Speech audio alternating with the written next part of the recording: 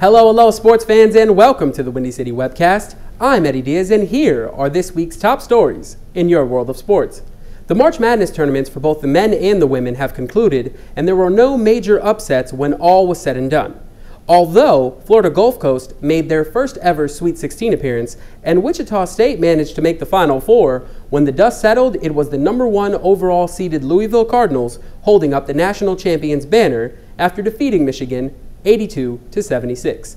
The UConn Huskies won the women's tournament for the 8th time, defeating the Louisville women's team 93-60, continuing their reign as the best women's team in the nation. Had the Louisville women's team defeated UConn, it would have been the first time since 2004 that the men and women's teams from the same university won the tournament.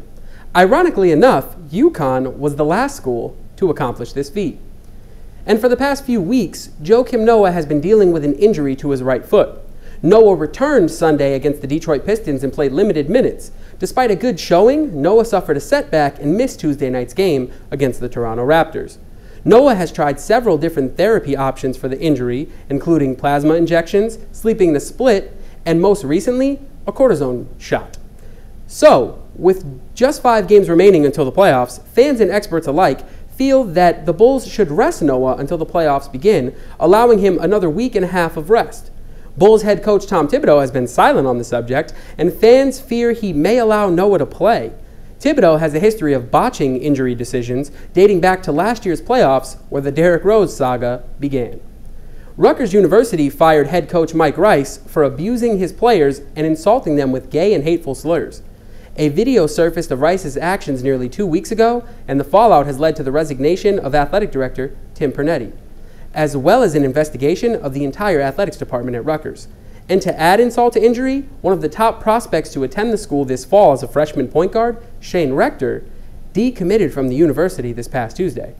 And finally, the Chicago Bears have been making headlines for all the wrong reasons this offseason. First, it was the team's failure to extend Jay Cutler. Next, it was offering Brian Urlacher a contract so insulting that it prompted him to walk away from the team after 13 seasons. However, the news that Notre Dame linebacker Manti Te'o has met with the Bears several times over the past several weeks has outraged the fans. Te'o was involved in a hoax just a few months ago that landed him #1 on Forbes' list of most hated athletes in America. Could the Bears have found their replacement for Urlacher and Te'o? Well, we'll have our answer to that later this month at the NFL Draft.